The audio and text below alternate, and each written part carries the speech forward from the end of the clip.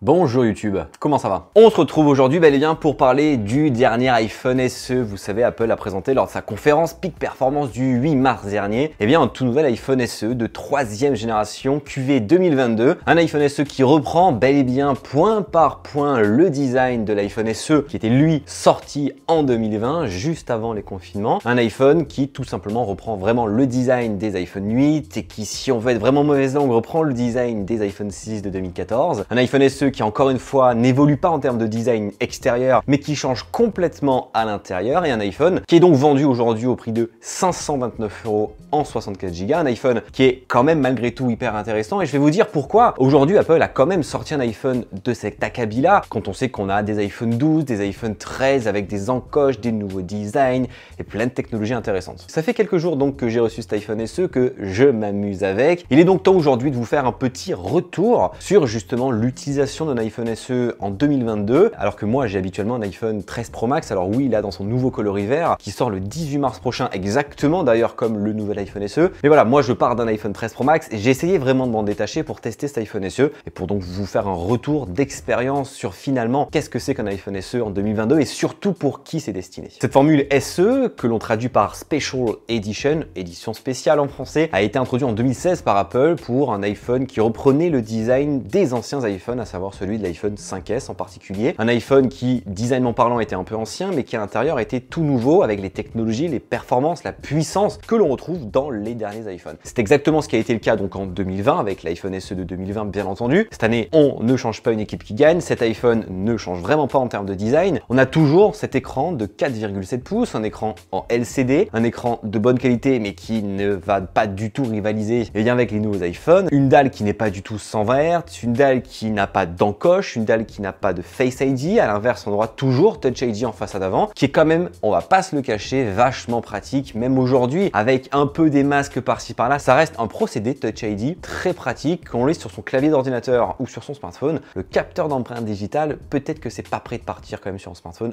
d'aussitôt. On a bien entendu toujours cet ancien design en soi dans cet iPhone, mais quand on veut être vraiment totalement franc et totalement lucide, l'iPhone SE, en tout cas ce design d'iPhone donc introduit avec l'iPhone 8, avec ce dos en verre et autres, ça reste vraiment un très bel iPhone. Cette année, il est disponible dans 3 nouveaux coloris, j'ai envie de dire ça. On a de la lumière stellaire, on a du Product Red qui est exactement le même que l'iPhone SE de 2020, et on a un nouveau coloris qui est le même par exemple que celui qu'on a sur les iPhone 13, à savoir le coloris minuit. Un coloris qui est un peu sombre comme du noir, mais qui n'est pas du noir puisqu'on a un peu des reflets bleutés par-ci par-là. Donc en soi, rien de bien folichon sous les tropiques. Les côtés sont en aluminium, on a toujours une seule caméra au dos, une caméra de 12 millions de pixels, uniquement en grand angle, pas d'ultra grand angle, pas de téléobjectif, pas de mode nuit, pas de mode cinématique, rien de tout ça, uniquement un seul capteur photo qui permet de faire de très bonnes photos, certes, mais on va pas s'amuser avec ce smartphone justement dans cette partie photo. Apple a décidé de garder le design de cet iPhone à mon avis pour plusieurs raisons. Premièrement, parce qu'en fait c'est un design apprécié par beaucoup de personnes depuis tant d'années, mais c'est un design qui est efficace et qui finalement prend du sens de partout.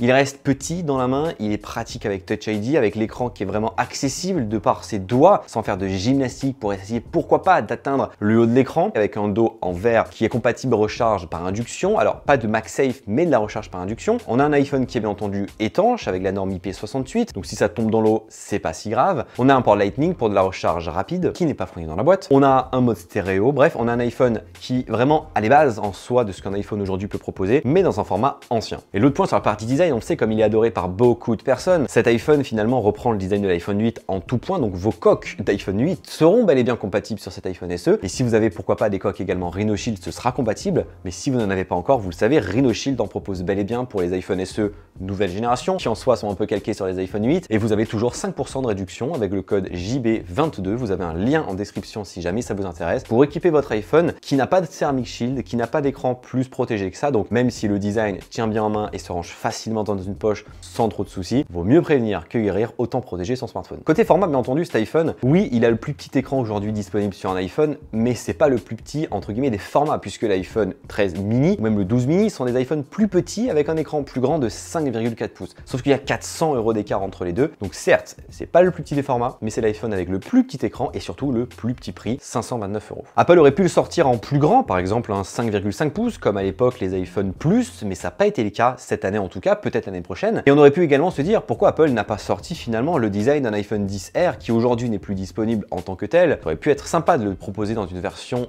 SE, un peu différente des versions qu'on a aujourd'hui dans les iPhone 13 par exemple. Sauf que finalement l'iPhone 11 qui est aujourd'hui encore au catalogue, en fait hérite du design de l'iPhone XR et l'iPhone 11 est toujours au catalogue. Donc finalement Apple n'aurait pas pu proposer un autre design pour un iPhone SE que celui-ci. Donc c'est pour ça qu'aujourd'hui encore, on a ce design. Alors oui, il ne fait pas rêver les foules, oui, il ne fait pas chavirer tout le monde, mais encore une fois, cet iPhone n'est pas là pour ceux qui sont fans des technologies, ceux qui veulent vraiment avoir le dernier cri. Cet iPhone est là pour ceux qui veulent en partie se détacher de la technologie, ceux qui veulent un iPhone à moindre coût, même si ça reste un coût quand même assez élevé, et un iPhone surtout qui va tout vous permettre de faire et surtout qui va être durable dans le temps. Parce que les deux grosses nouveautés de cet iPhone, premièrement, c'est bien entendu l'apparition de la 5G qui se démocratise petit à petit, même si c'est toujours pas aujourd'hui aussi présent que la 4G, mais c'est normal. Mais un iPhone comme celui-ci va rester au minimum au catalogue d'Apple pendant 2 ans. Et d'ici 2 ans, la 5G sera bien démocratisée. Et finalement, avoir un iPhone comme celui-ci, petit format, mais très puissant, qui est bel et bien compatible 5G, c'est l'investissement sur le futur. Et l'autre point, bien entendu, qui a été mis à jour dans cet iPhone cette année, c'est bien entendu la puissance. Et c'est vraiment le fer de lance d'Apple, puisque cet iPhone embarque l'A15 Bionic. L'A15 Bionic qui équipe tout simplement les iPhone 13, 13 mini, 13 Pro et 13 Pro Max. Une puce qui tout simplement poutre vraiment, qui est peut-être la puce la plus puissante aujourd'hui sur le marché, et une puce qui tout simplement va vous permettre beaucoup de choses. Déjà, beaucoup de puissance, encore une fois, c'est pratique, ça vous permet de faire beaucoup de choses, même si tout compte fait, on fait pas beaucoup de choses avec cet iPhone, parce que c'est pas si pratique que ça, c'est pas si agréable de consommer du contenu, de jouer à des jeux vidéo, de regarder des vidéos. C'est un iPhone où on va essayer d'être un peu détox de la technologie, donc finalement la puissance est là, mais peut-être pas pour le quotidien. La puissance est là pour 2 autres points. Premièrement, être durable dans le temps, parce qu'avoir la puissance d'un iPhone 13 qui vaut beaucoup plus cher, c'est tout simplement intéressant pour pouvoir durer dans le temps. D'un côté, avec un iPhone qui tiendra vraiment la route, et surtout pour avoir un suivi de mise à jour, parce qu'aujourd'hui les iPhones, on sait, ont 6-7 ans de suivi de mise à jour iOS, donc finalement un iPhone SE comme celui-ci pourra vous tenir encore 6-7 ans sans aucun problème, au même stade que les iPhone 13 ou les iPhone 13 Pro. Et pour un iPhone aussi petit que ça, franchement, c'est peut-être même un record. Là où on sait Android a un peu de mal, et quand ça dépasse les 2 ans de suivi de mise à jour, c'est un miracle. Là, on est sur 6-7 ans, c'est monumental. Et l'autre point, bien entendu, hérité de cette A15 Bionic, en plus de la durabilité, c'est la batterie. On le sait, l'A15 Bionic, dans toute la gamme des iPhone 13, a tout simplement offert une batterie de dingue sur toute cette gamme des iPhone 13. Et aujourd'hui, l'iPhone 13 Pro Max a vraiment la meilleure batterie aujourd'hui disponible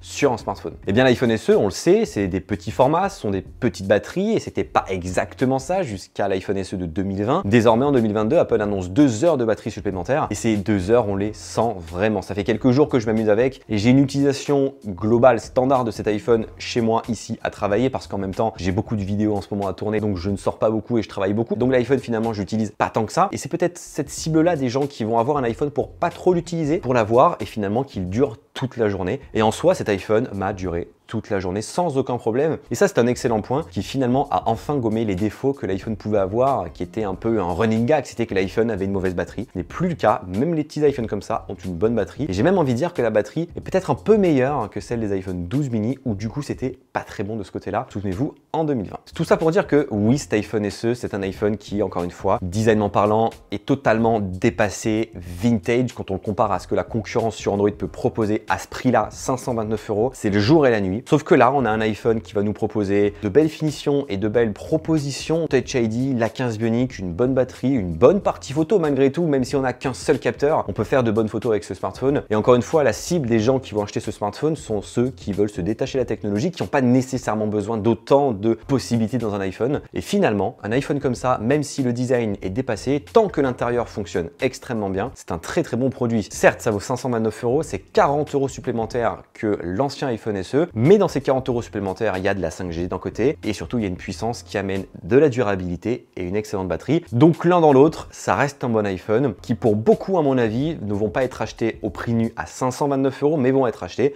bien avec des forfaits, des subventions des opérateurs, pour toucher pourquoi pas cet iPhone à 50 € ou 100 €. Et c'est peut-être également pour ça qu'Apple continue à sortir ce style de produit, non pas pour le vendre comme des petits pains, comme les iPhone 13 par exemple, mais pour le vendre avec des forfaits, avec des engagements chez des opérateurs à des prix inférieurs. Donc je pense que si demain vous êtes intéressé de changer soit votre iPhone 8 ou votre ancien iPhone, ou pourquoi pas un iPhone XR, peut-être qu'un iPhone de ce style-là, beaucoup plus puissant, peut être intéressant. En tout cas, oui, moi cet iPhone, je le conseille vraiment à ceux qui ont besoin, pourquoi pas, d'un iPhone qui a juste le strict minimum et qui veulent juste un iPhone qui va vraiment faire le job durant des années. Acheter un iPhone SE comme celui-ci aujourd'hui, c'est investir sur le futur et investir dans la durée sans avoir le moindre souci de performance, de batterie. Voilà donc ce que je pouvais vous dire concernant mon retour d'expérience sur l'utilisation de cet iPhone SE, pas juste un test où on parle de performance parce que ça veut pas dire grand chose. J'essaie un peu de parler de mon expérience vraiment pure et dure de cet iPhone pour que vous puissiez peut-être mieux comprendre pourquoi Apple a bel et bien sorti un iPhone comme celui-ci. Si vous avez des questions, bien entendu, n'hésitez pas, les commentaires sont là comme d'habitude. Gros pouce bleu dans la barre des pouces bleus. Et puis nous, on se dit à très bientôt. Prenez soin de vous, à très vite. Je vais appuyer sur le bouton Home de Touch ID.